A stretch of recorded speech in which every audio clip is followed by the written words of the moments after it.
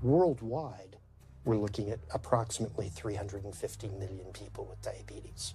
There's no question that we're in the midst of a diabetes epidemic. Right now, 1 in 3 Medicare dollars is spent in the care of people with diabetes. 1 in 10 total healthcare dollars is spent on people with diabetes. There's no question that this is a major problem. What in particular is the correlation with the diet and diabetes?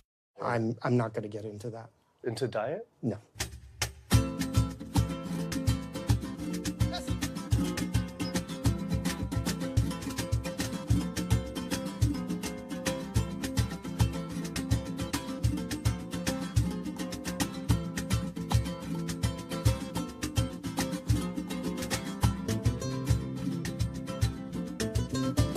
My name's Kip. I'm a filmmaker from San Francisco and I have a confession to make. I'm a recovering hypochondriac. Like so many of us, I have a family history of diabetes, heart disease, and cancer. My dad had his first heart bypass at 49, his second at age 50. My grandpa died young from diabetes complications, and both my other grandpa and grandma died of cancer. I was always paranoid that I would also get one of these diseases. Like any good hypochondriac, WebMD Symptoms Checker was essentially my browser's homepage. Even in my teens, I took Metamucil every day and a daily aspirin. I read all the latest self-diagnosis books. I ate every multivitamin I could get my hands on, and I was obsessed with bodily functions. I followed all the large health organizations' recommendations for preventing disease. I exercise regularly, don't smoke, don't drink soda, get enough sleep, reduce stress, and grew up eating what I thought was a healthy diet. Until World Health Organization this morning has classified processed meat such as bacon and sausage as carcinogenic, directly involved in causing cancer in humans. Processed meat is clearly linked to an increase in cancer. Hot dogs or bacon could be just as dangerous as smoking cigarettes. the World Health Organization had looked at over 800 studies from 10 different countries, finding a direct link to consuming processed meat and cancer. Just one serving of deli meats daily increases your risks of colorectal cancer by 18%.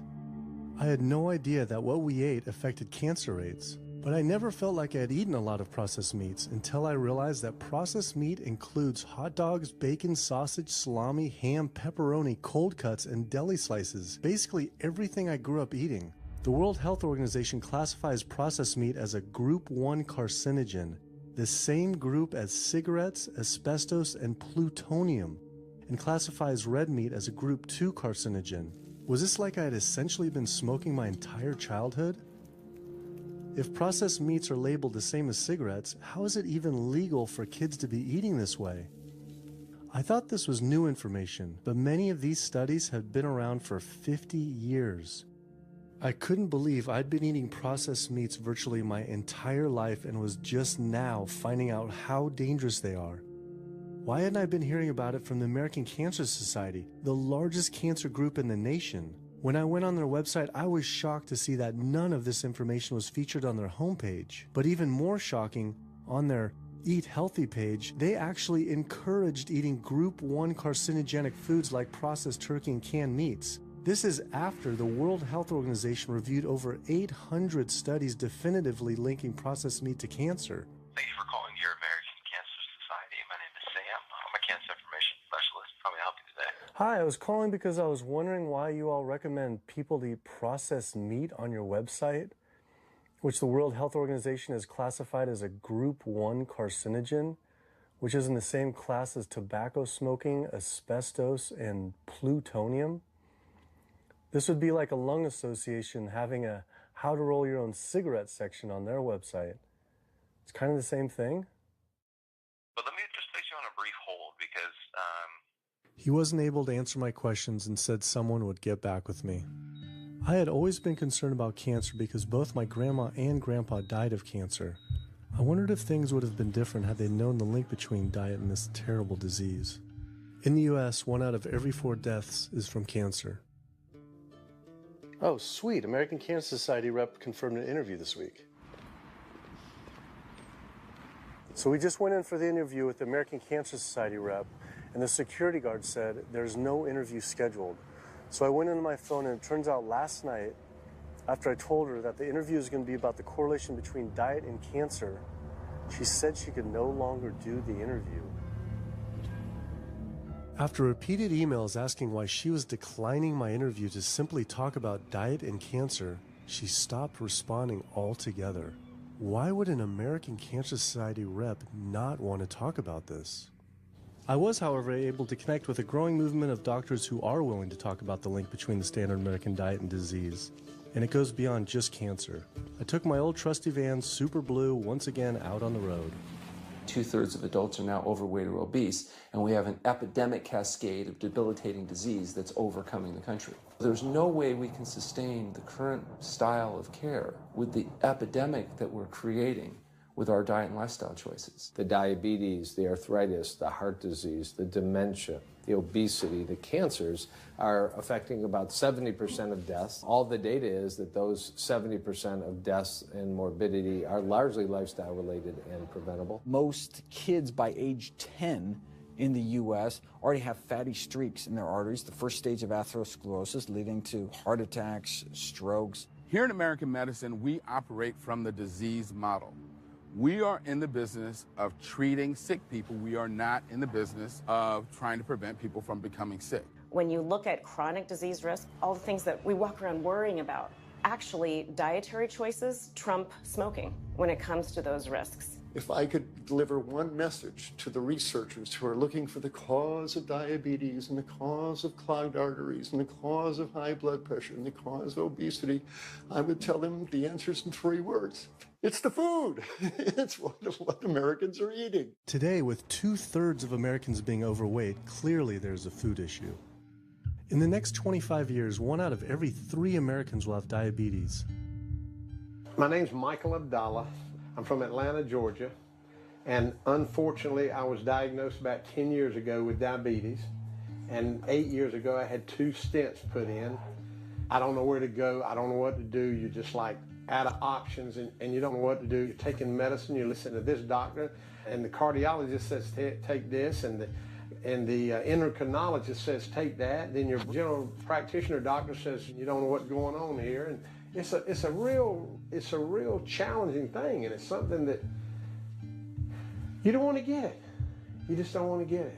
Government and media almost exclusively blame lack of exercise and sugary foods as a cause of diabetes. But I wanted to talk with an actual expert on the role of diet and diabetes. I went to speak with premier physician, diabetes expert, and researcher, Dr. Neil Barnard. What role does sugar play in causing diabetes? It drives me crazy. Diabetes is not and never was caused by eating a high carbohydrate diet, and it's not caused by eating sugar. The cause of diabetes is a diet that builds up the amount of fat into the blood. I'm talking about a typical meat-based, animal-based diet. You can look into the muscle cells of the human body and you find that they're building up tiny particles of fat that's causing insulin resistance. What that means is the sugar that is naturally from the foods that you're eating can't get into the cells where it belongs. It builds up in the blood, and that's diabetes. I had never heard that meat was associated with causing diabetes. We had always been told that sugar or obesity caused it. Renowned weight loss bariatric surgeon Dr. Garth Davis, though, agreed. Everyone thinks that you get diabetic because of carbs. They did a huge study in that EPIC study, 500,000 people. Carbs consumption was inversely related with diabetes. In other words, the more carbs someone ate, the less diabetes they had. But meat was strongly correlated. Get that aha moment. The starches, the carbs are good for you. They're not bad for you. This idea that carbs make you fat is utterly ridiculous. Carbs cannot make you fat in and of themselves. We have storage in our muscles and in our liver for carbs called glycogen. So when we eat carbs, we either store it or we burn it. Now, eat fat, that goes straight to your fat. Your body can't turn those carbs into fat unless you're really overdoing the calories. Obesity, it's a death sentence. You're at much higher risk of getting cancer. You're almost certainly going to get diabetes. I mean, no one wants to fat shame, and we all want everybody to be comfortable with our bodies, but this movement to be comfortable with our bodies has made us comfortable with being sick, and that's a huge problem. I go into the hospital and I look around me, people on dialysis, all these sick people, and just about every disease in there is because of what people are eating. Here's the thing. If I eat a sugary cookie, the sugar lures you in like the Trojan horse, but waiting inside that cookie is a huge load of butter or shortening, and that's what fattens you up. And that's the part that leads to the diabetes. It's the fatty foods, not really so much the sugar. It's not that sugar is good for you. There's no nutrients in it. It's excess calories. But when you eat sugar, you don't get inflammation right away. When you eat sugar, you're not getting plaques forming in your vessels. When you're eating sugar, your body's going to store most of it as glycogen or burn it as calories.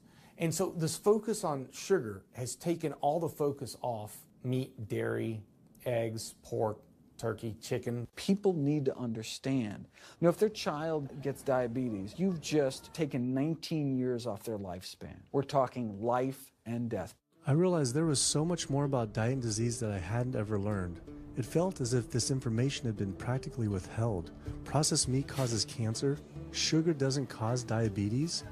I had doubt about the claims these doctors were making, so I did some searching on my own.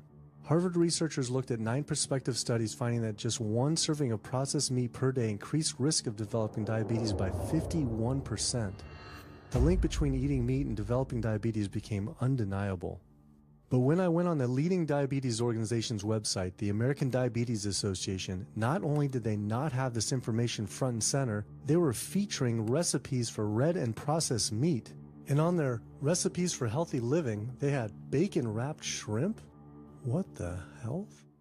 All right, send an email to American Diabetes Association, see if they'll get back to us. As destructive as diabetes is, it pales in comparison to heart disease. Over 17 million people die every year from cardiovascular disease. It is the leading cause of death around the world. Nearly 1 out of every 3 people will die from this disease. The amount of people who die from cardiovascular disease is the equivalent of 4 jumbo jets crashing every single hour, every single day, every single year. My name is Amy Resnick, and I'm from Swampscott, Massachusetts, a little bit north of Boston. And I recently went to my doctor for asthma because I had a very hard time breathing. And while there, she did some blood work, and one of the tests was C-reactive protein, and on a scale there was a scale of 1 to 3, 1 being low for cardiac event, 3 being high for cardiac event, and my number was 10.82. What does that mean? That means I am on the road for a heart attack, and she said probably within the next 30 days. 30 days? 30 days, if I'm going the way I was going. I take this for my heart arrhythmia, take this for pain, oxycodone for pain, and lorazepam for stress, cyclobenzaprine for a muscle relaxer, also take Topamax and Prozac, and I also use a CPAP machine to help me breathe, and my asthma has been so bad this past year, I use it during the day as well to get some air.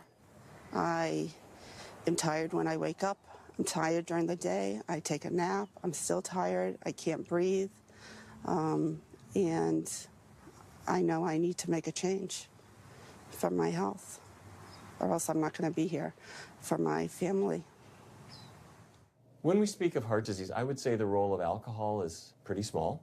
The role of sugar is very small too. Smoking is big. The good news is that most people have quit or never did smoke. The problem with animal-based diet, its contribution to heart disease is huge and it is pervasive. All this expensive imaging, procedures, bypasses, medication, none of which has one solitary single thing to do with the causation of the illness. So you die of a completely benign, foodborne illness that never had its causation treated. When we eat these kind of dead meat bacteria toxins, within minutes, you get this burst of inflammation within your system such that you basically paralyze your arteries. You get this stiffening of the arteries, their inability to relax normally in half. So it's not like decades down the road eating unhealthy, there'll be some damage. No, we're talking damage right then and there within minutes of it going into our mouth. Many people are given the diagnosis of Alzheimer's disease when it's not true Alzheimer's at all. The vast majority of people suffer dementia due to their tiny blood vessels in their brain clogging up and their nerve cells being shortchanged of oxygenated blood. And guess where that blood vessel dementia comes from? Those little tiny arteries are clogging up from that steady stream of fat, cholesterol, etc. It's really quite clear from the standpoint of cancer and the standpoint of cardiovascular disease that animal protein plays an enormous role. Is chicken better? It's a question of whether you want to be shot or hung. The flesh food that I would eliminate from the American diet would be poultry, would be turkey and chicken. A brilliant advertising campaign has convinced people that, oh, it's white meat, it's healthier. The leading source of sodium in the American diet for adult is chicken. It can be labeled all natural chicken, but be injected with the salt water, I think up to 800 milligrams of sodium. Heterocyclic amines are clear-cut carcinogens, and they can form in any kind of meat as it's heated, as it's cooked. But by far the biggest source is chicken. We sent researchers into fast food and family restaurants. Not only were there carcinogens in every single restaurant, but we found them in every single chicken sample that we took. If somebody brings their family in and they're buying a bucket of chicken, nobody tells them that there are carcinogens. If you're selling carcinogens to people, you've got to warn them that they're in there. But the American Cancer Society encourages people to switch from red and processed meat to chicken. Why would the American Cancer Society tell people to switch from eating one carcinogenic food to another when a Harvard University study showed that men with prostate cancer who eat large amounts of chicken increase their risk of the disease progressing 4 times? The number one dietary source in America of cholesterol is chicken because of the volume of chicken. You know, chicken's become grilled chicken and organic chicken. It's machismo, but it has nearly as much cholesterol per gram as red beef. So just on sheer volume, it's the number one source. Yeah, eggs being close behind. I'd never really thought about eggs much. I just thought of them as a standard part of a healthy diet. But then I found a study suggesting that eating just 1 egg a day can be as bad as smoking 5 cigarettes per day for life expectancy. The yolk of a hen's egg is the most concentrated glom of saturated fat and cholesterol. It is made to run a baby chicken for 21 days with no outside energy. It is pure fat and cholesterol. And when we put that into our bloodstream, it coats our red blood cells. Our blood gets thicker and more viscous. It changes our hormone levels. It raises our cholesterol levels. There's nothing healthy about eating the yolk of the egg. But I thought cholesterol and saturated fat wasn't an issue anymore. You know, these saturated fat studies that have come out trying to vindicate saturated fat, there's a campaign by the dairy industry, right? Number one source of saturated fat is dairy. It's not meat. 2008, the global dairy industry got together at a meeting and explicitly, read their agenda, was to neutralize the negative impact of milk fat by regulators and medical professionals, unquote. So what did they do? They funded studies. The main study that started the whole saturated fat media craze was funded by the National Dairy Council. The egg industry similarly funds studies that confuse consumers by making claims that eggs don't negatively affect heart function. That is, only when compared to eating a McDonald's sausage McMuffin? So what they're really saying is that eating eggs is just as bad as eating a McMuffin.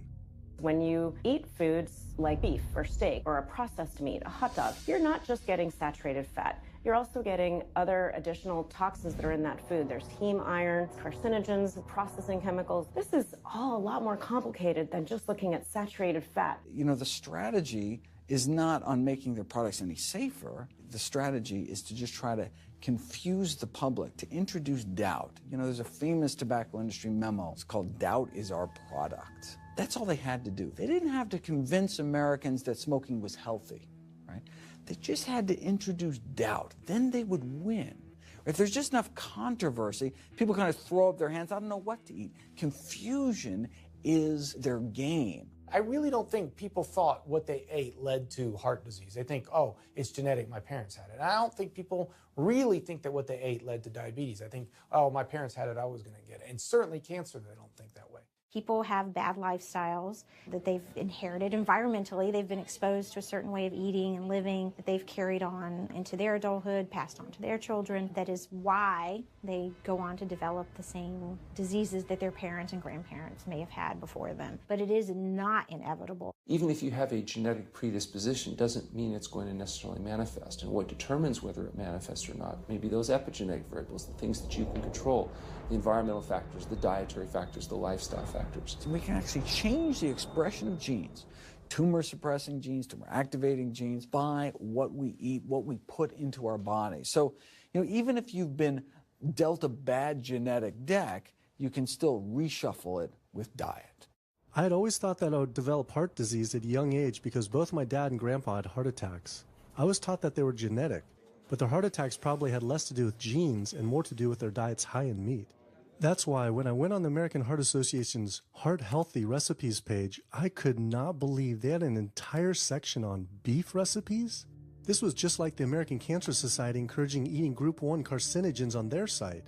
Meatloaf, pork loin, steak on your recipe list? Are you kidding me? It's like this menu is trying to give people heart attacks. At your website, we noticed Heart Healthy Recipes, and we were kind of bewildered by why there's a bunch of recipes on a whole section on beef recipes, and there's also a section on egg recipes when there's such a strong link between beef, red meat, and heart disease. I honestly don't know because I don't do that, I guess. That's not what I do. Another organization rep that wasn't able to answer my questions, but he said that he'd have someone get in touch shortly.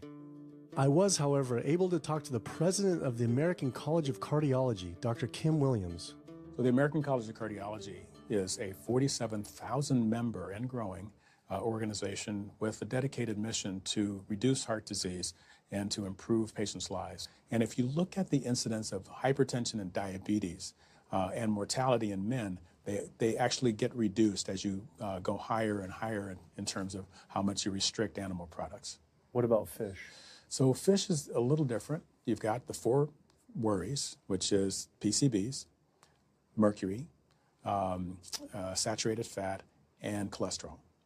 And the cholesterol is all over the place. You can hit tuna in water, that'll be almost less than a glass of milk, to salmon or tilapia, which is higher than a pork chop. If you look objectively at fish, what you find is they've become essentially mercury sponges.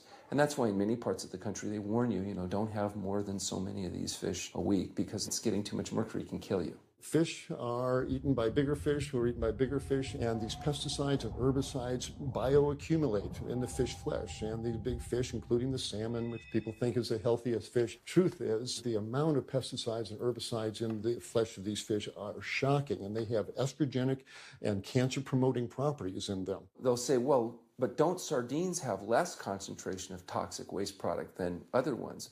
Something being less toxic doesn't make it healthy. It just makes it less toxic. Farmed fish is by no means healthier. All the antibiotics that these animals have to be fed, similar to chickens and turkeys kept in confinement. These fish get infections. They get fungal infections. They get bacterial infections. You've got to feed them antifungals, antibiotics, and these substances accumulate in the fish flesh as well.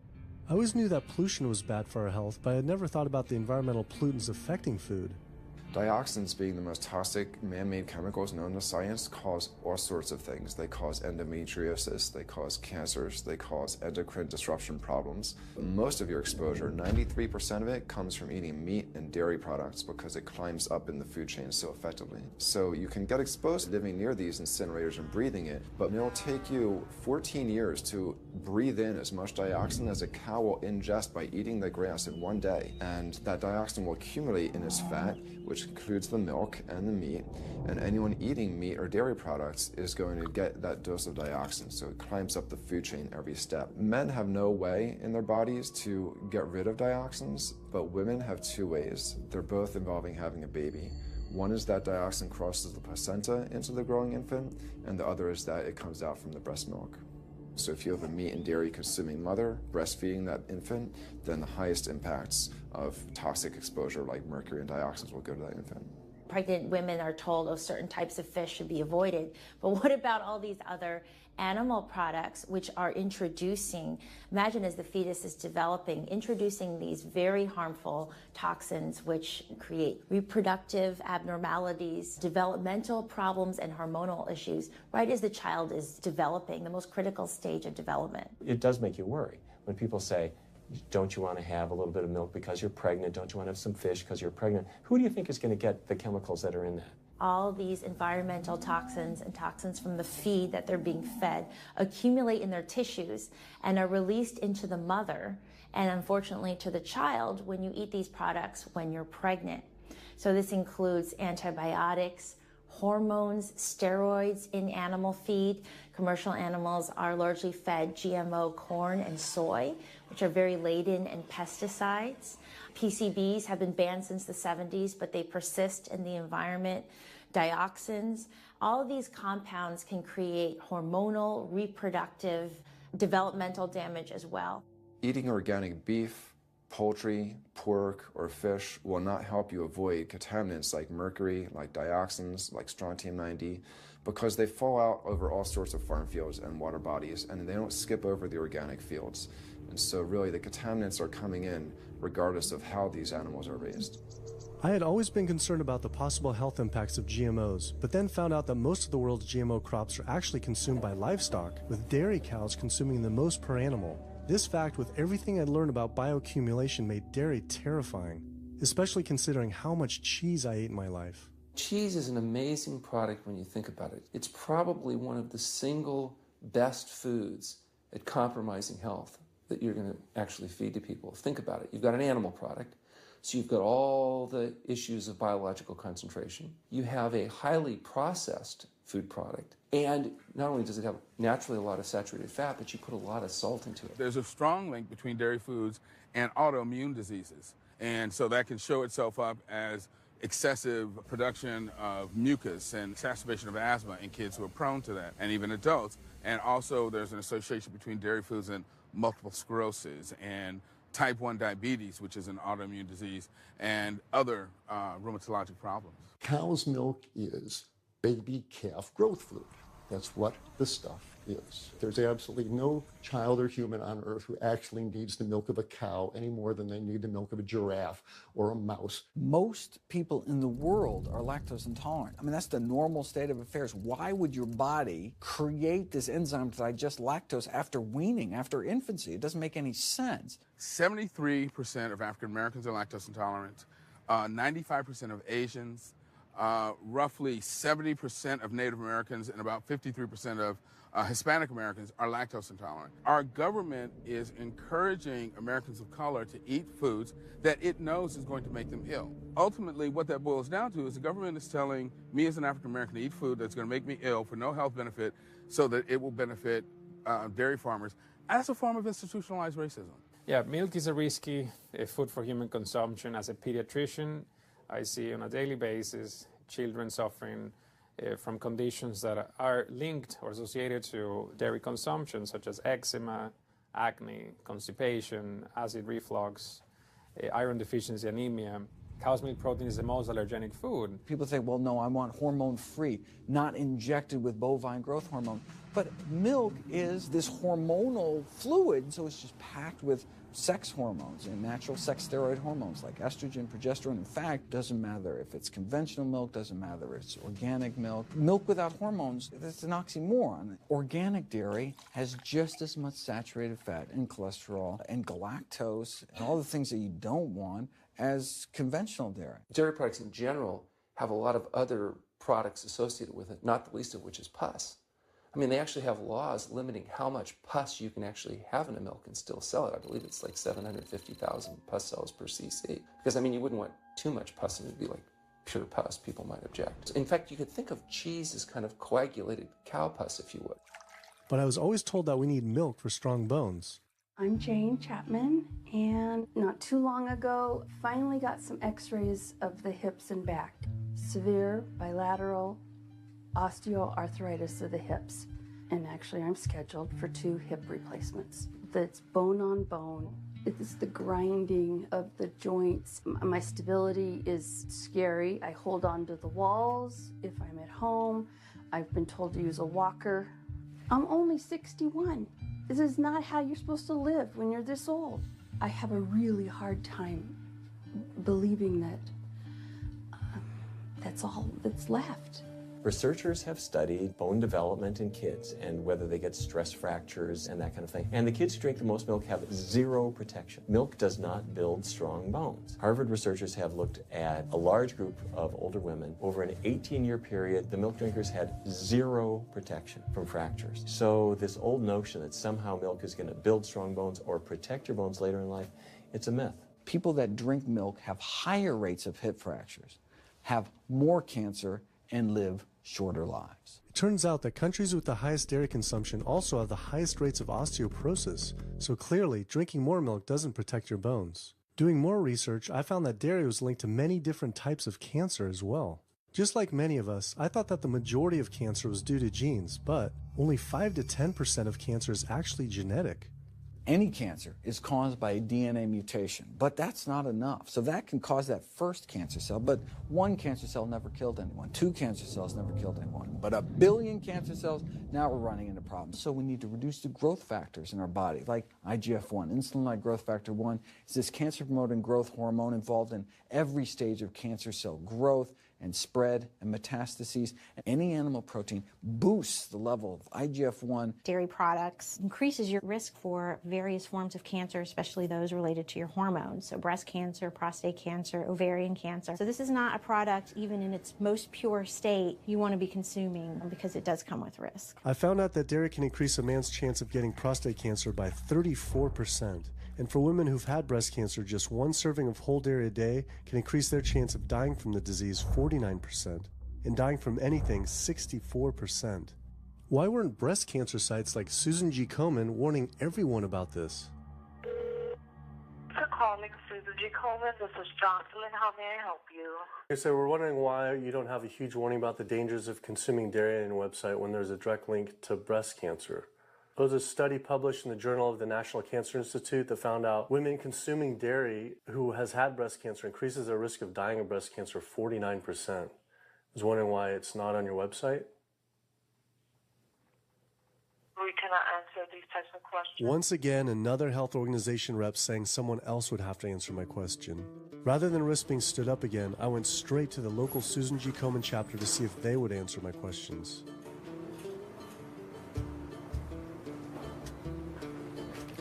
They didn't want to answer my questions in person either, and told us to stop filming, but promised they would connect me to the national office directly.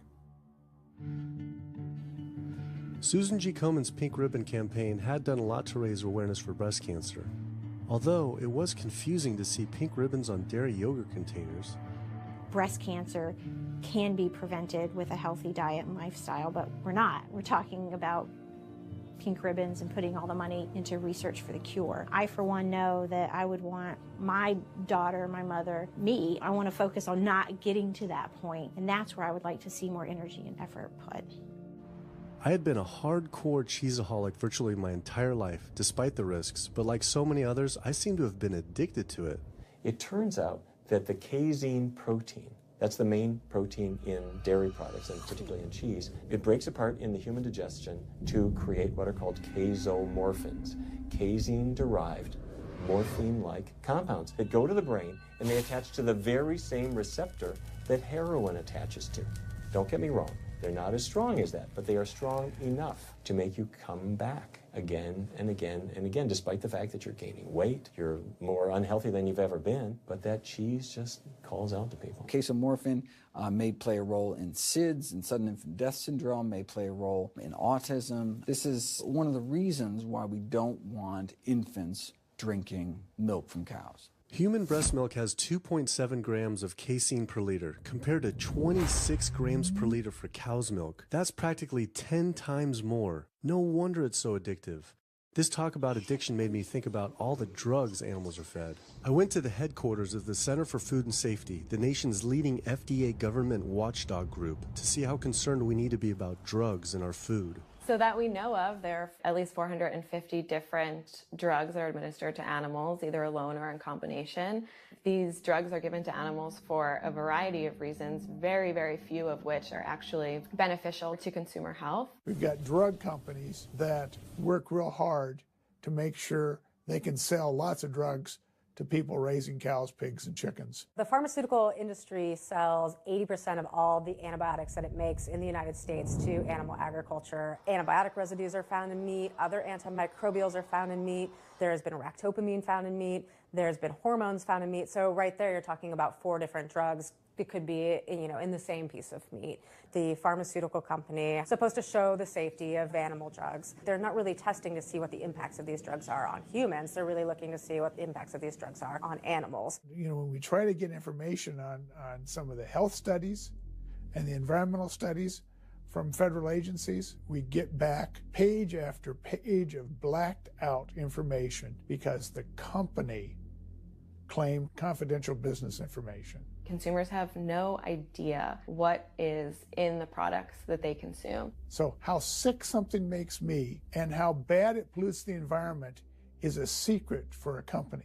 In the animal agriculture industry, as in the tobacco industry, these companies really have a vested interest in making sure that the public doesn't have information about their effects and what risks are really posed to consuming them. Have this system where animals are living in their own waste, they're living next to animals that are sick or even dead, and they're stuck in cages with these animals, that bacteria tends to spread, that the pathogens that are being created in these filthy conditions are breeding resistance to antibiotics, and the public are becoming exposed to those. We already have people dying from salmonella and other things that you eat. We're having about 3,000 people die every year in the United States. That's more than the number of people that were killed in 9/11 in the Twin Towers in New York. If we had some terrorist organization killing 3,000 people a year, we would be all over it. The antibiotic-resistant bacteria deaths that we have, on top of that, you get 20,000 people dying a year. That's 7 9/11s every year. Can you imagine if that many people were being killed by some terrorist group in the United States every year? We would find them. You know, the World Health Organization has said we're nearing a post-antibiotic era in medicine. You'll be at risk in minor surgeries to have a fatal infection. You'll be at risk going to the dentist if you have a tooth extracted. Or it'll be like Civil War medicine.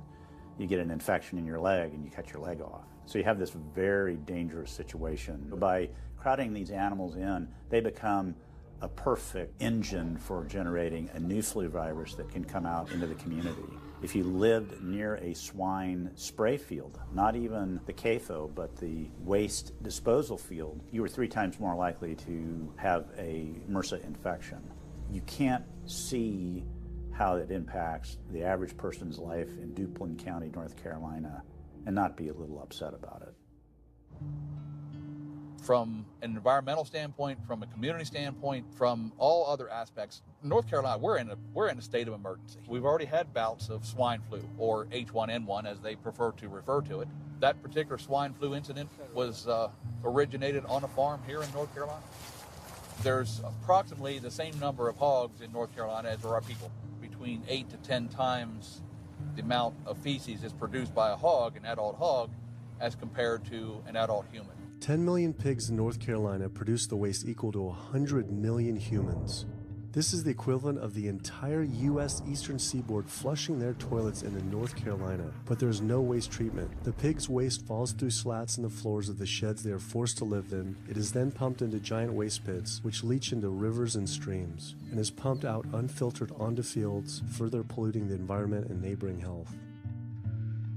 When you go back and you look at where these hog facilities are located, there's a disproportionate number of them that are located near communities of color, low-income communities. It is definitely a human rights issue. My sister, she have asthma, and you know, her brother, he have asthma. He's 3, and we don't know what she might have. I have asthma, I have sinus, I have sarcoidosis, that's the bacteria, and I have a pacemaker, which is 6 sinus syndrome.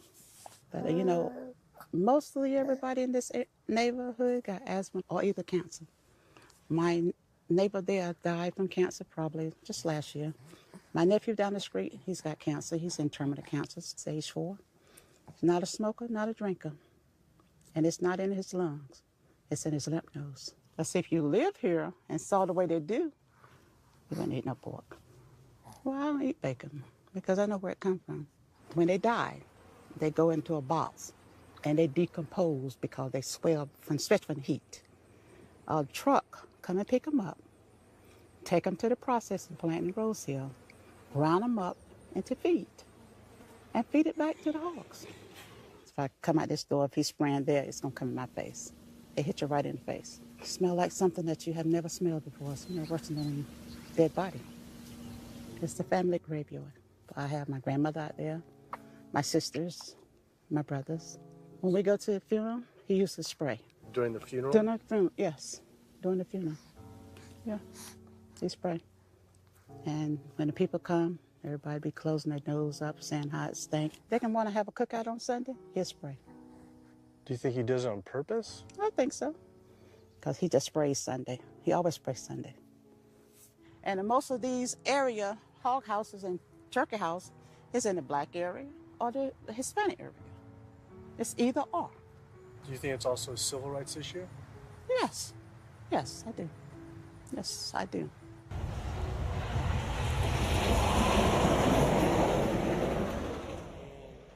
There have been times in the past that I have gotten ready on the Sunday, gotten ready to go to church and come out, and the smell was so strong that I had to go back and regroup because it got in my clothes and I just couldn't go to church smelling like hogs, you know. I just couldn't do it. So I don't think the government cares. They care more about cooperation than do people, individuals. And they're going to keep on. They're going to put more chickens in this state. This is the feast season. You're in capital of the world right here in North Carolina. My state. Look, there's a blue line stream right here come into my property almost, and the Contentney Creek right here. I've seen that blue line stream now filled with feces and urine from that hog pen, and they can say, well, we feed the world. They're not interested in feeding the world. They're interested in making money. You take the money away from them, they'll let the folks starve. Because if you want to feed the world, you can feed the world with more corn, using corn and wheat and stuff like that, and you can meat. Meat is a luxury item. When we're doing things that hurt other people, we're wrong. But a lot of good people will sit there and eat bacon knowing that it's causing someone else to be very unhappy. I woke up the next morning to find the Burden River had experienced another massive fish kill from the pollution running off hog farms. Tens of thousands of fish were washing up on shore. All this talk about health, I realized that I was only focused on personal health. But health started to mean so much more to me. It was about health of my family and our communities.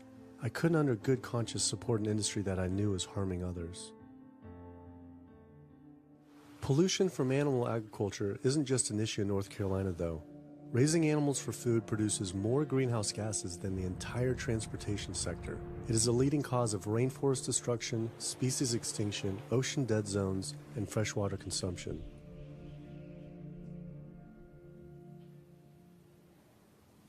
American Diabetes Association actually finally got back, and they agreed to an interview.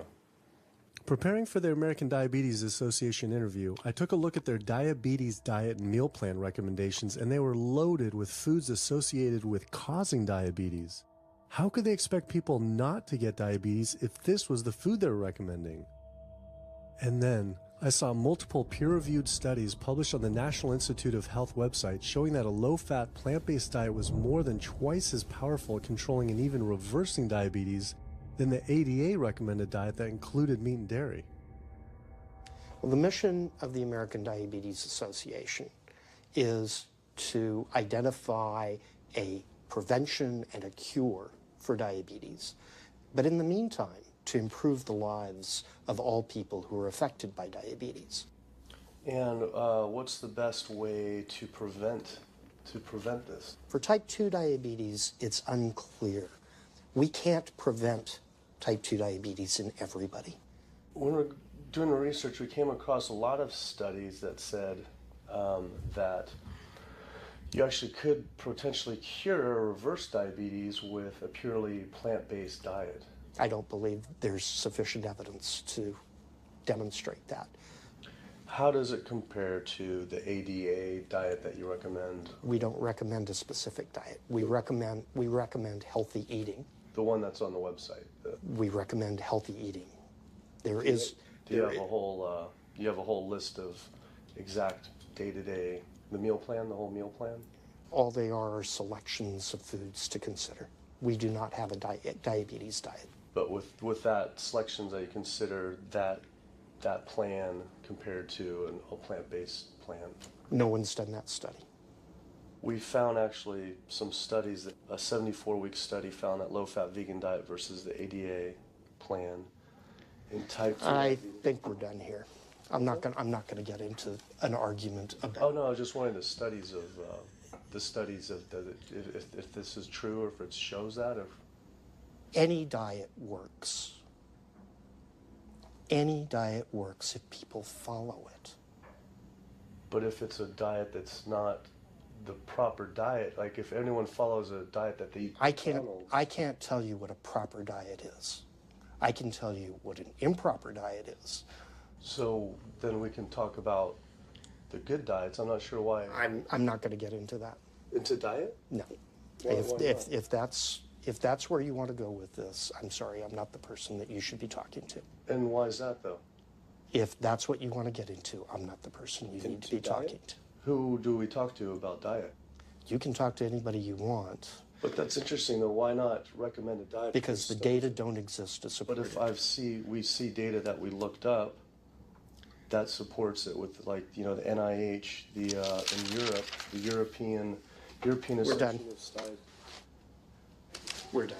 I'm sorry. I'm not going to get into that argument with you. No, it's not an argument. I'm not going to get into the argument. Why is it an argument? It's just talking about in European study of diabetes and other places that have studies why.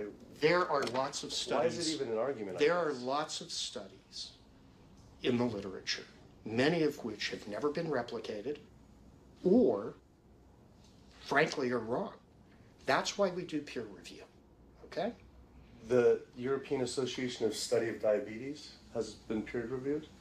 I don't know what study you're referring to, and in the absence of being able to see that study, I'm not going to comment. I could show it to you. I'm sorry, I don't have the time for that. I just don't understand why it's an argument, though. Okay.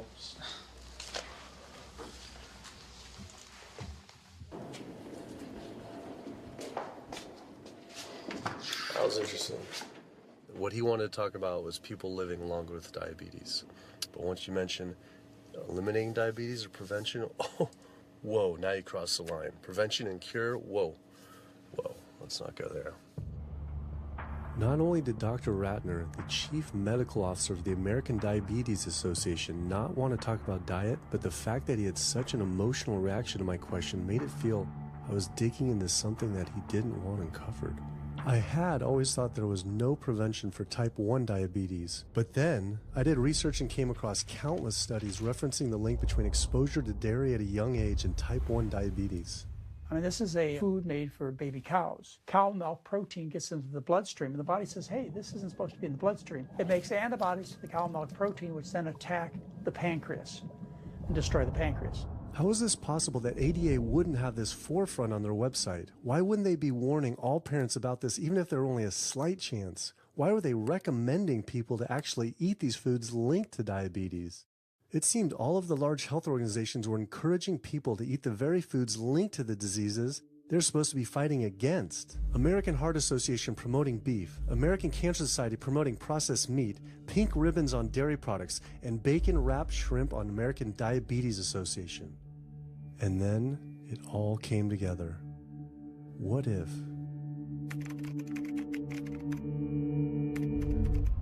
And there it was. The American Diabetes Association was taking money from Dannon, one of the world's largest dairy yogurt producers, Kraft Foods, makers of Velveeta processed cheese, Oscar Mayer processed meats, Lunchables processed kids meals, and Bumblebee Foods, makers of processed canned meats.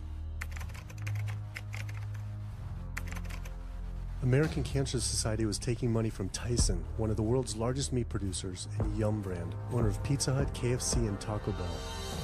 Susan G. Komen was supposed to be fighting breast cancer, was corporate partnering with KFC, Dietz Watson Processed Meats, and Yoplait Yogurt. And the American Heart Association was probably the most disturbing of all, taking hundreds of thousands of dollars from the beef industry, poultry, and dairy producers, and millions from fast food and processed food manufacturers. Every single one of these organizations was taking money from meat and dairy companies that are associated with the causes of these diseases.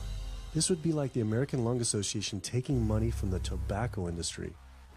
I was sick of not getting answers, so I went to the headquarters of these organizations myself. We have to speak to someone in person. There's millions of people dying from the foods that they're recommending people to eat. I wanted to find out why Susan G. Komen had accepted $35 million from Yoplait when their products can increase a woman's chance of dying from breast cancer 49%. And ask American Cancer Society if taking money from KFC and Tyson was the reason they promote eating meat. But every one of these organizations declined to be interviewed.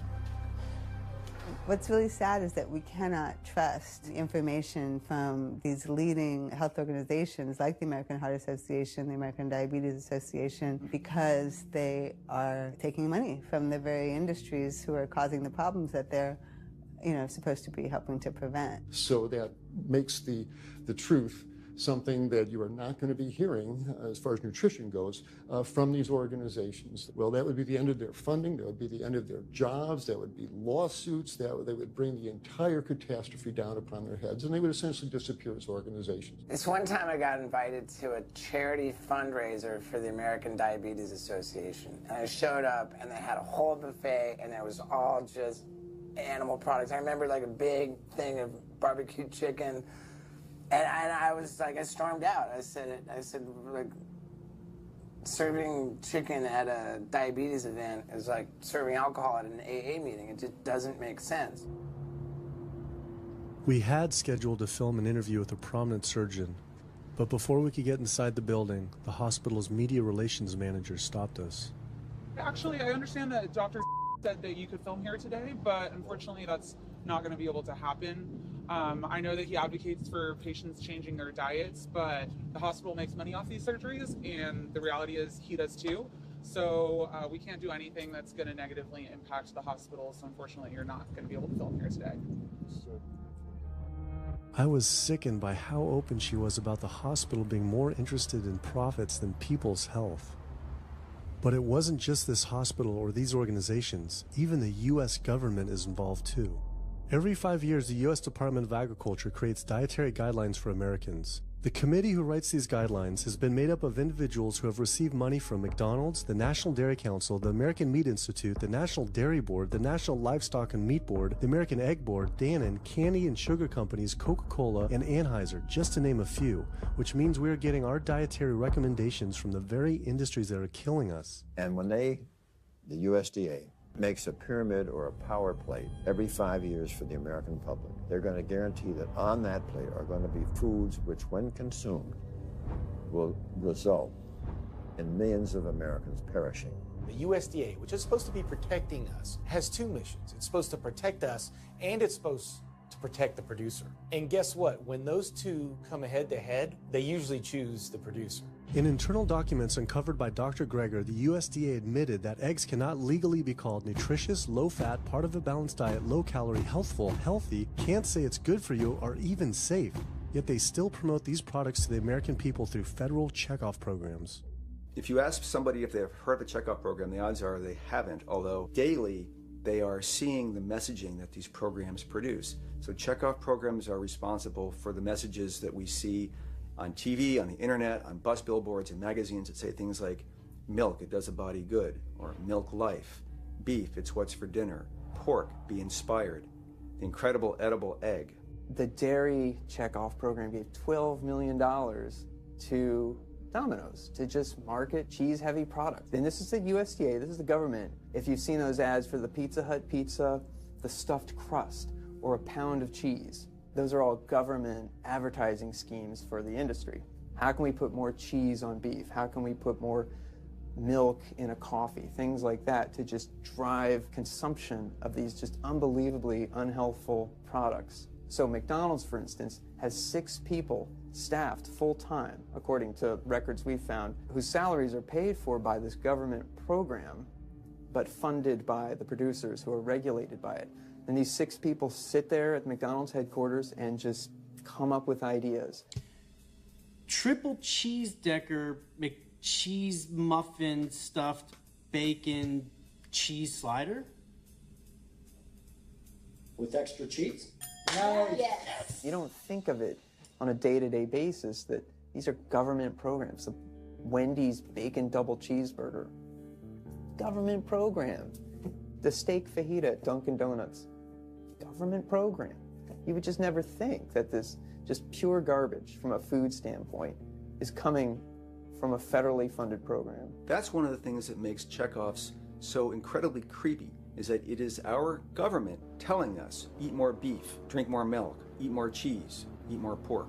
One of the very effective ways that the dairy industry promotes its products is to reach children because kids are impressionable, they're going to be consumers for their entire lives, and you might as well get them while they're young. So dairy spends at least $50 million promoting its products in public schools throughout the country with posters with people with milk mustaches and messages like milk, it does a body good, or milk life.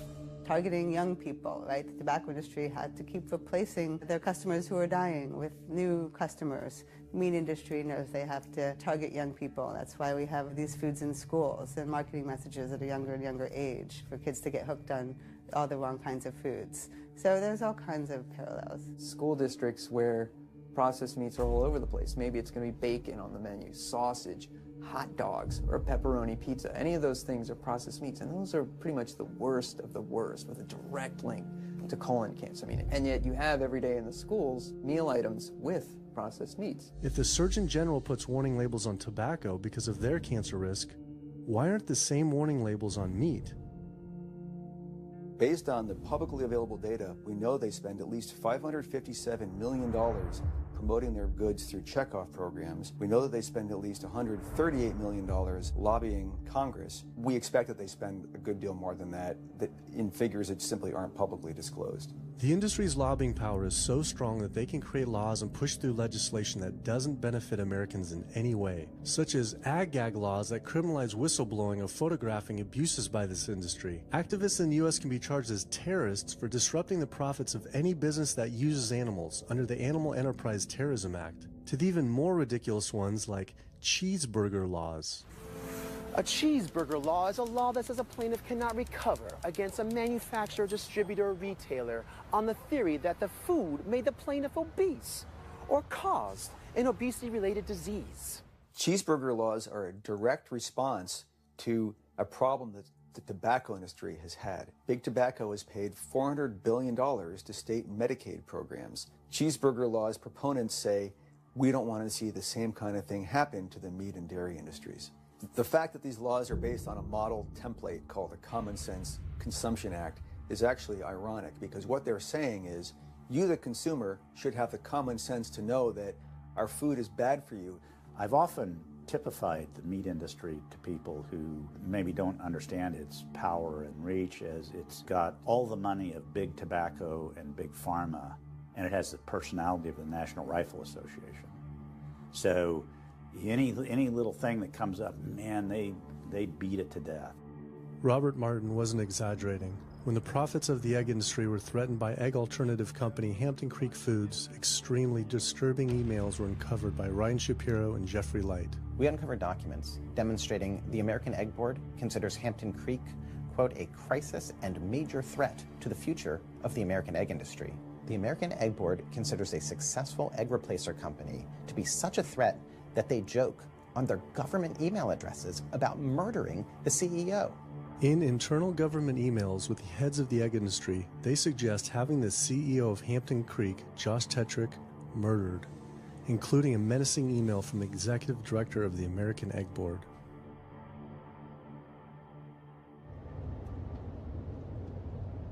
The meat producers don't have to pay for the heart disease or the environmental destruction or any of the other externalities, as economists call them, that their products cause. You know, then there's the whole pharmaceutical aspect of it, and the fact that there's a very strong pharmaceutical industry and lobby that has a huge stake in preserving the status quo. And these chronic diseases, these are the cash cows of the pharmaceutical industry. You have a $5 billion stent industry. Do they ever want to see that go away? We've got a $35 billion statin drug industry. Do they ever want to see that go away? I'm talking about the pharmaceutical industry effectively controls what doctors are told. Most research isn't put into prevention, it's put into the medication that we might use for that particular disease. I'm on 2 different high blood pressure medicines, 6 asthma type medicines, even after 4 years of shots. And then another medicine to help take care of side effects from some of those medicines. I'm on high-level antidepressants, a couple of different pain meds for my back and hips. I'm taking about 16 drugs, not counting the insulin in the morning. I take insulin in the morning, insulin at night, 32 to 34 units of insulin. Lantus to be exact. Some of these meds are for diabetes. This is for peeing. I have to use this for my prostate, and then I have to use this for the heart, and I have to use this for blood pressure. And it's just on and on and on and on. The doctors are telling me this is what I've got to do for my whole life, and it's frustrating, and it's very stressful, and I don't know how long my liver is going to last taking all this stuff. Under conventional medical treatment, whether it be for autoimmune disease or even conditions like high blood pressure or diabetes, you're told that you have to take drugs. And not just for a week or a month or a year. You're told you have to take drugs forever. You're guaranteed that if you follow your doctor's advice, you'll be sick forever. You'll never get well. That's the guarantee. Because the strategies are all about manipulating the symptoms, not dealing with the underlying cause. You come in with that diagnosis, you get a bunch of pills that have nothing to do with the disease causation, or you get these procedures that have nothing to do with disease causation. It's a deception to say this pill will help you unclog your arteries, this one will save you from a stroke. No, it doesn't. The people who take the statins, etc., they still get their heart attacks, they still get their strokes. This does not reverse disease. This does not make plaques smaller. This is a fraud of massive proportion. In the U.S., treating chronic disease such as heart disease, cancer, and diabetes is a $1.5 trillion industry. That's the GDP equivalent of the 10th richest country in the world. I went back and dug deeper into the health organization's funding, and there it was again. These organizations were accepting millions of dollars from pharmaceutical companies that are making billions of dollars from the very same diseases these health groups are supposedly trying to end. It seemed like a major conflict of interest, unless ending these diseases isn't really the goal. The pharmaceutical industry spends more money on lobbying than any other single industry. Just like animal agriculture, they are so powerful they write their own laws that have had activists imprisoned to silence them. Government's in bed with anyone that gives them the most money, which is the pharmaceutical industry, which is the animal ag industries. Like, they are pumping the government full of money and resources, and in return the government's giving them what they want: subsidies, imprisoning activists that go against them. And I think it's quite telling that these industries are working so hard and spending so much money to criminalize people for simply taking a picture, for simply recording what's going on inside of these facilities and making it known to the public. They're behind walls. They're underground. They're in these secret facilities that no one knows about. But if they did, they would be shocked and outraged. And I think people would not want to think that their pharmaceuticals, that their food are coming from these places. And that's why I think the ag laws are what they are, is because they are trying to silence people into not speaking out and not showing the truth. I finally realized how deep the collusion truly is between government and these industries, and how dangerous it could be to expose them. These concerns intensified after meeting the USDA whistleblower who revealed mad cow disease in the U.S. meat supply. USDA operates like the military. So when I got on TV and that, right away USDA sent out memos to all the veterinarians and food inspectors. If anybody from the media ever contacts you, do not talk to them. Refer them to Washington, D.C., and we will talk to them. So right away, shut up everybody. American public should be very concerned about this. What's going on with USDA? Here in the United States, we have at least 4 cases of mad cow disease, but I'm almost positive there's more cases than that, but the government isn't looking for it. So what you're saying is that there could be already mad cow disease in humans. Right, and I think a lot of it was misdiagnosed. With the Alzheimer's or dementia, it takes several years, you see the progression, but to make it easier, these doctors just sign off on it as dementia or Alzheimer's without actually taking a biopsy of the brain to see if it's that, or is it actually a prion disease like Creutzfeldt-Jakob disease or mad cow disease. Do you think it's safe to eat meat? I personally don't think it's safe to eat it because of the fact how the line speeds are increasing, and also our inspectors are not well trained enough. At the present time, the line speed now is going about 220 cows an hour. That gives you about somewhere around 4 cows per minute, so that's 15 seconds per cow. These dangerous slaughter speeds means that animal waste ends up everywhere. Testing shows 88% of pork chops are contaminated with fecal bacteria, 90% of ground beef, and 95% of chicken breast sample contain animal waste bacteria. There is nothing clean about eating this way. But it just isn't waste, it's also pus-filled infections. You can see there's a bump or some kind of abscess underneath the hide. Most of the time when the hide's pulled off, Either that will open up the abscess and the pus will come out, or if it's deep-seated, when the inspectors are doing their work or the company employees, they might stick their knife into an abscess and it explodes all over the place. I had heard enough. I was utterly disgusted by the corruption, the greed, the disease, and the abuse I was learning about. The very animals we were killing us and the planet. But so many people eat meat and dairy every day of their lives, and we are so concerned about getting enough protein. Do we have to eat meat to get complete protein? Oh my God. Oh my God. You want me to jump off this Beltner Junction? Well, first of all protein is made by plants. I'll state that again for the record. All protein is initially made by plants. All of it. And it is not necessary to eat animal tissue in order to get protein. Only plants have the ability to actually take nitrogen from the air, break those molecules apart, and incorporate that nitrogen into amino acids and then make protein. Any protein you get from an animal is simply recycled plant protein. If you ate a diet that was calorically adequate, and even things like brown rice and broccoli, and you got enough of it, you'd get enough both quantity and quality of protein. 2,000 calories of brown rice and broccoli is going to be about 80 grams of protein a day, including the essential amino acids that you need in order to maintain optimum health. I mean, grains are loaded with protein. Beans are loaded with protein. Vegetables are loaded with protein.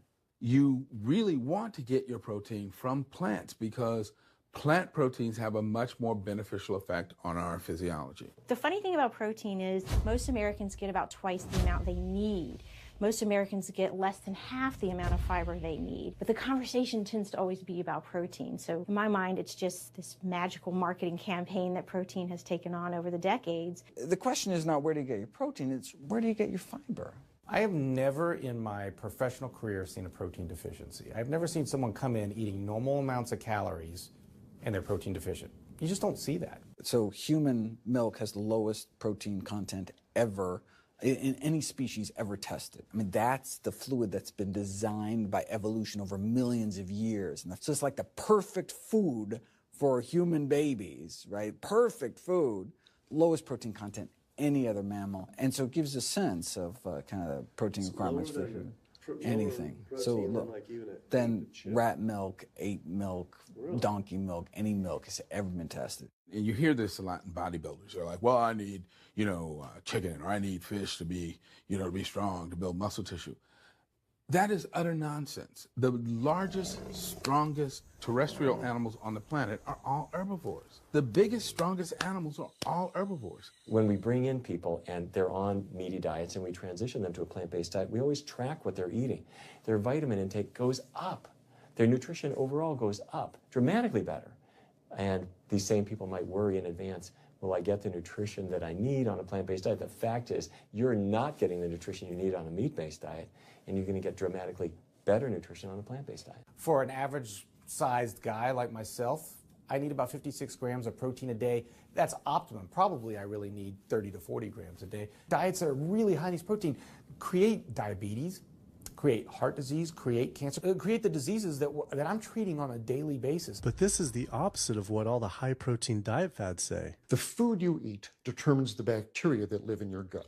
Well, you eat animal flesh every day. You are summoning up bacteria that eat carnitine. And those bacteria will turn that carnitine into a molecule called trimethylamine. Your liver then turns that into trimethylamine oxide. That's a molecule from hell. That molecule drives cholesterol into the artery walls. And the people who are consuming this flesh-based diet are contributing to plaque building up. They may lose weight on this diet, and that's good. But what's happening inside your arteries, paleo friends? What's happening is that plaque is building up, and these are the folks who drop dead at the gym at 39. Oh, he was lean and he looked really good. But where is that cholesterol going? It's going into your artery walls. So I believe these paleo folks are setting themselves up for an epidemic of clogged arteries, colon cancers, autoimmune diseases. This is not a healthy diet. We are not carnivorous apes. Humans' closest living relatives are chimps, who get 97% of their calories from plants and the remaining 3% mostly from insects. Comparing the anatomy of true omnivores like bears, who eat both meat and plants, to frugivores like primates, who eat almost exclusively plants, the differences are pretty clear. Frugivore teeth have flat molars for chewing plants, where omnivore teeth are serrated for stabbing and tearing flesh. Frugivore jaws can move forward and back and side to side. Omnivore jaws cannot. Omnivores have much stronger stomach acid for digesting meat compared to less acidic stomach acid of frugivores. The intestines of frugivores is 9 times their body length compared to 3 times for omnivores. This is because meat will putrefy in the gut unless it is moved through quickly. If humans were indeed true omnivores, we would need to change our physiology and appearance quite a lot. But we fit every requirement of a frugivore. We may behave like omnivores, but anatomically, we're frugivores. Human beings, unlike bears and raccoons, and to some extent dogs, don't have that mixed anatomy and physiology that you see in the true omnivores, and thus we are not true omnivores. In humans, the canines have become really small and rounded and actually function like accessory incisors. They're utterly useless for ripping and tearing anything other than an envelope. So the idea that the mere presence of the canine somehow means that we're supposed to eat meat is silly. He was right. I always thought my canines were for meat, but what kind of animal could I actually kill and eat raw with these tiny teeth? The thought alone was disgusting. I mean, everybody loves a smoothie made with fruit and even some vegetables, but if you think about putting a fish or a piece of beef in a blender and grinding it up, the thought is absolutely repulsive. All these diseases I had learned about were from eating a diet our body wasn't designed for. What would happen if we started eating a diet our body actually was designed for? The data is crystal clear that you can stop and reverse heart disease with plant-based diets, scientifically shown. I've seen it in my own patients. People who adopt low-fat plant-based diets can actually reverse their heart disease, and that literally means watching the plaque start to go away, something they didn't think could happen. My experience with patients is, and those studies show, that when people adopt a fully plant-based diet, their cholesterol levels plummet within a few days. And if you do blood tests in a couple of weeks, you'll see dramatic improvements. Yes, your numbers are going to look great within a week or two. Your cholesterol can come crashing down. In fact, if you're on medications, your doctor may have to pull off your blood pressure medication so your blood pressure don't drop too low, because it can work too good. Like that, the side effect is not having to take drugs. In a groundbreaking study published by Dr. Esselstyn following patients suffering from cardiovascular disease, 99.4% were able to avoid major cardiac events by going plant-based. Because it's not just heart disease. It's hypertension, it's diabetes, it's strokes, it's heart attacks, it's several of the autoimmune diseases, lupus, asthma, GERD, osteoporosis. I mean, there's a multitude of diseases, even rheumatoid arthritis. It can be so dramatic. When you see these poor souls with just absolute crippled with rheumatoid arthritis go plant-based, then they come off their medication. I wanted to follow up with Jane Chapman, who had been suffering from severe osteoarthritis, and I could not believe what I saw after only a few weeks of fasting and changing her diet. So they're so amazing. See, like this only a few weeks later. I know. From going from the walker, needing wheelchair assistance at the airport, to strolling down the street, enjoying the fresh air, the sunshine. 2 weeks. It's all it took, 2 weeks to get off all the meds and start to feel the inflammation just kind of drain out of the body, where the movement was much easier. Just a lot of healing occurred very, very rapidly just by doing the right things for your body.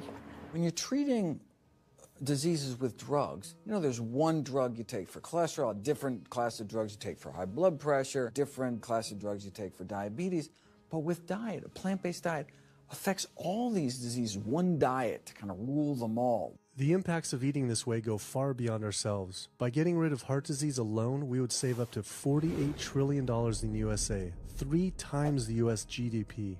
Conditions like high blood pressure, you don't have to take the drugs the rest of your life and be sick forever.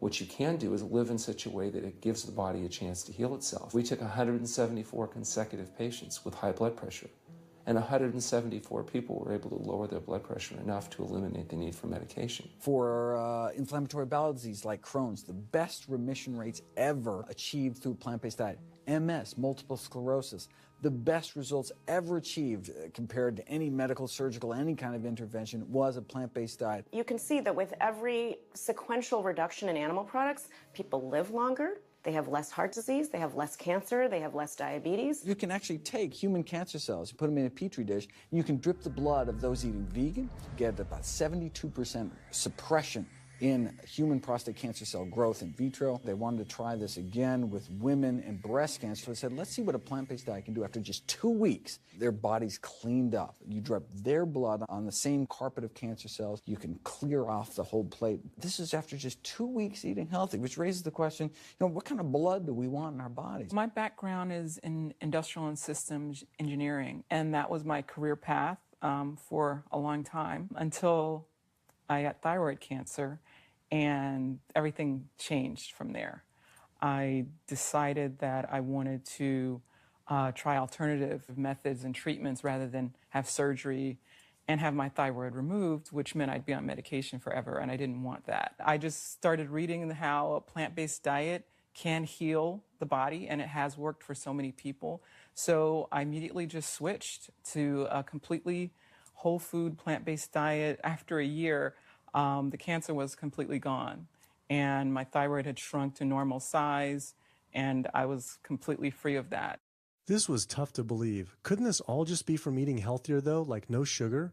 Turns out Dr. Walter Kempner from Duke University back in the 1940s was reversing some of our worst killer diseases with diet alone. And the diet he was using was not only strictly plant-based, but it was made up of white rice, fruit, and table sugar. And he was reversing diabetes, he was reversing malignant hypertension, reversing heart disease, the diabetic complications, reversing diabetic blindness. So these people basically had death sentences, went to him, and were given basically sugar, this horrible diet, but it was strictly plant-based. If this information had been around since the 1940s, why don't all doctors know this? We're not taught about the power of food in medical school. No one is taught that the changes that we make with our diet are probably the single most powerful thing we can do to determine our destiny. It trumps our genetics. Why isn't your doctor telling this? Odds are your doctor never learned any of this. In fact, there was even a bill introduced just mandating physicians get 7 hours nutrition training every couple of years, just to kind of stay on top of it. And who came out against that? The California Medical Association. Even the family physicians, the surgeons, all the mainstream medical groups came out opposed. It's 7 hours. That's a lot, even if it's over 1 4-year period. So they're not just kind of neutral, but they're actually actively opposing nutrition education. Ironically, when patients come to doctors with questions, they assume that the doctor knows something about nutrition, and so it's kind of a double whammy that doctors haven't been taught much about nutrition. Why don't we hear about this from dietitians when nutrition is their entire specialty? Turns out the American Nutrition and Dietetics Association puts out nutrition fact sheets written by the industries themselves. The industries pay $20,000 per fact sheet and explicitly take part in writing them. So you can learn about eggs from the egg industry, and you can learn about lamb from the lamb industry. This would be like learning about the benefits of smoking from the tobacco industry. When people are eating meat, I think of it as a bit like smoking. It's sort of Russian roulette. You may not get diabetes, but your chances of getting diabetes, about 1 in 3. You may not get cancer, but your chances, if you're a man, about 1 in 2. A woman, 1 in 3. Your chances of gaining weight, 2 out of 3. It's not all diet, but most of it is. The best thing that you can do to make sure that you empty all those bullets out of the chamber and you're not taking risks with your health is to get the animal products out of your diet and eat healthy foods. I came to True North to help me with my asthma and to lose a little weight, and it's amazing. Just in 2 weeks of changing my diet, don't have to take any asthma medication, no antidepressants, no pain medication, no heart medication, nothing, no medications at all. And it's just incredible. I was taking Oxy and Advil, and I was taking 800 milligrams of Motrin 3 times a day just to get through the day because I was in so much pain. And now, nothing. Wow. Nothing at all. 2 weeks. 2 weeks, So 14 days. All that medication, you're completely off. Completely off everything. It's just been so frustrating to me because I went to so many different doctors for help, and I tried so many different medications to help me with my asthma, and nothing helped, and I was stuck on the couch for the last 10 months, unable to breathe. And now in 2 weeks' time, 14 days, I'm off my medication, and I can breathe, and I feel good, and I can walk. My life has changed, and it only took 2 weeks of a whole plant-based diet. That's incredible. Yeah. That is incredible. It really is. That's amazing. It really is. I feel so blessed and so good and just so happy to be doing this, and I'm hoping that I can be a role model for other people and not be pushy about it, because everyone's going to do it in their own time. But thank God my time is now. So. Thanks. Thanks. As powerful as Amy's story was, I knew for some, eating 100% plant-based would still seem extreme. I think there's this sense that everything's okay in moderation, right? But we haven't seen that moderation works. There really isn't a study that shows that by eating meat and eggs in moderation, you can actually turn your heart disease around and get better. But I know people who've given up meat and they felt sick. Yeah, it's unlikely that anybody's symptoms are caused by a dead, decaying flesh deficiency. The lack of highly processed animal food products in the diet is not going to be associated with the causal factor about why they're sick. There is going to be a reason why they're not feeling well, but that's not going to be one of them. So I've had people go vegan, and they come back to me, and they're like, I'm hypothyroid, and my doctor says I'm hypothyroid because plant-based diet makes you hypothyroid. I'm like, so what does your doctor tell all his meat eaters that are hypothyroid? Boy, what's an animal flesh or dairy that you can't get in plant-based? Cholesterol, heterocyclic amines, E. coli. If you think about it, there is nothing in an animal-based diet that you can't get in healthier form somewhere else. The only other vitamin is vitamin B12. It's not made by plants, not made by animals either, made by little microbes that blanket the earth. So because the way we live in our sanitized world, unless you're eating bacteria-contaminated foods, we need to get a source of B12 from somewhere. And so the healthiest, cheapest, safest source is to get a vitamin B12 fortified food or vitamin B12 supplement, not to get it from meat and dairy. What about people who say they have to eat meat for their blood type or their genes? I mean, it's like I need meat because I'm a Capricorn, or I need meat because I have an A+ blood. I mean, it's like, what do you say? No one has to eat meat. I mean, there's no vitamin, mineral, nutrient that you can't get from non-animal sources. Valentine's Day, I decided to go vegan and give up all meat, which was never in my thoughts in a million years, but I've heard so much success from people that are vegan. And so I gave up all animal products whatsoever. I've lost 29 pounds. I've been able to cut my meds in half. I've been able to cut my insulin in half. And now I'm going for the moon. I'm going to cut it all out. In the last 6 weeks, we've just had 3 grandchildren.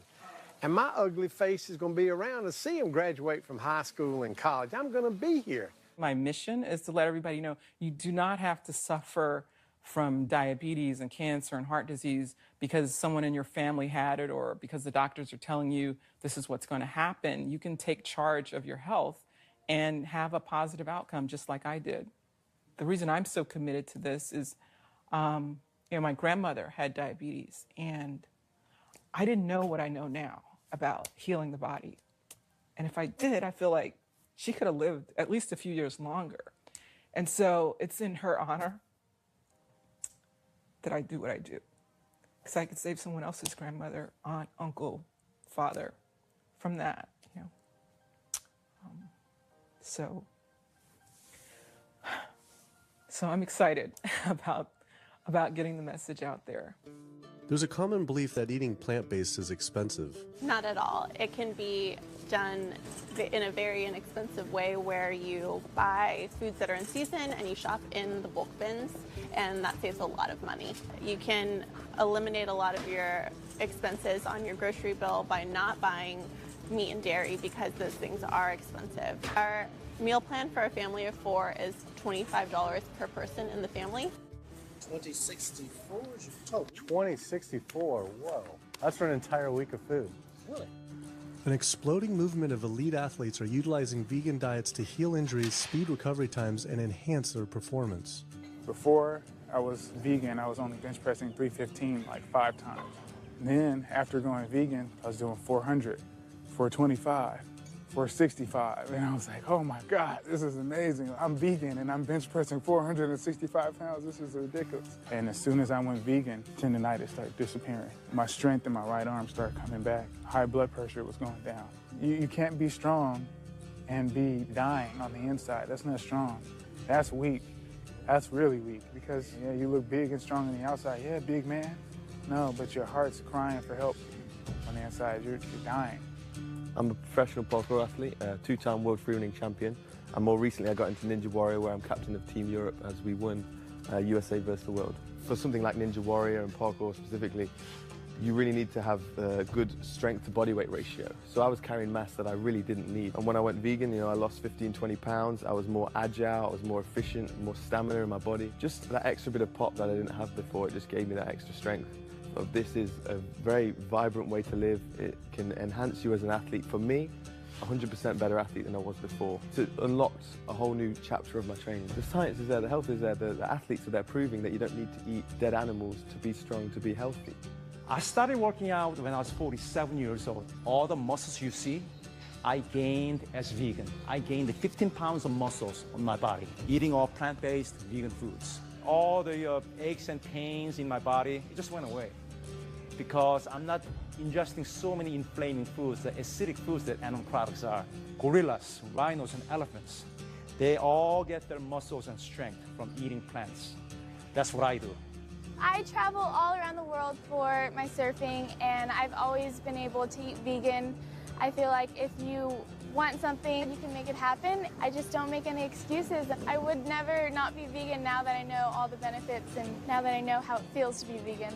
Every aspect of my life has been improved by adopting this lifestyle. I feel better, I perform better athletically, I sleep better, my energy with my kids is better, my focus at work is better, everything is better. My skin cleared up, kept myself trim for 9 years now doing this. All I can tell you is that I felt and I continue to feel better than I ever felt before.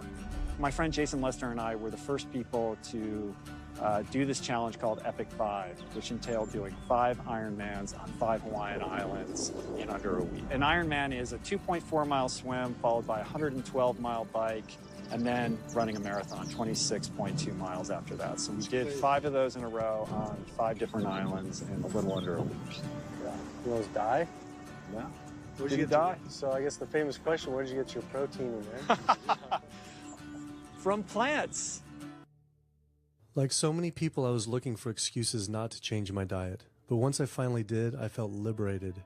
Within days, I could feel the blood running through my veins with a new vitality. Within weeks, I felt a transformation throughout my entire body and mind. Not only could I survive on a purely plant-based vegan diet, I could thrive. I felt amazing. I competed in my first marathon in 6 years, training half the amount and beat my personal record by 23 minutes. Less than a month later, I did my first full Ironman. Although I could possibly get away with eating a little bit of meat and dairy without ill effects to my personal health, I could no longer willingly support an industry I knew was causing so much suffering to communities, families, and all life on the planet. A whole new world opened up. I felt whole again, connected to a greater sense of what true health is, and where true health doesn't end with me, but begins with us. If people adopted a plant-based diet, the changes we would see in our individual health, in our national health situation, and in this physical environmental world we live in would be so profound. I mean, today, you can say, I'm not going to eat that stuff anymore. It's one thing that I can do myself personally to make a difference. It will give you a greater sense of well-being and happiness when you know that, one, you're not destroying your health every time you sit down to eat, you're not promoting cruelty, and you're not damaging the earth. I don't want my gains to be at the detriment of the planet of other things. And yet, I'm not weaker, I'm stronger. That's the beauty of it. When you're altruistic, when you make choices for the greater good of others, it comes around, benefits me as well. It benefits us all. Studies show that we can not only survive, but we can thrive. I just feel this is a great way to live, not harming other beings when we can be healthy and happier. I love it. It's a great life. I never thought that I could feel this good at this age, and I just want everybody to feel this way. I feel like a 20-year-old. I'm almost 50. Nothing tastes as good as healthy feels, basically. And so the choices that we make every single day, day in and day out, around our food, has the capacity to bring us true health and optimal wellness, not just individually, but collectively, as a species and for our planet. We're not going to live forever. But while we are alive, we can live well. And for me as a doctor, that's what I want to see. Where there's a will, there is a way. And I believe that.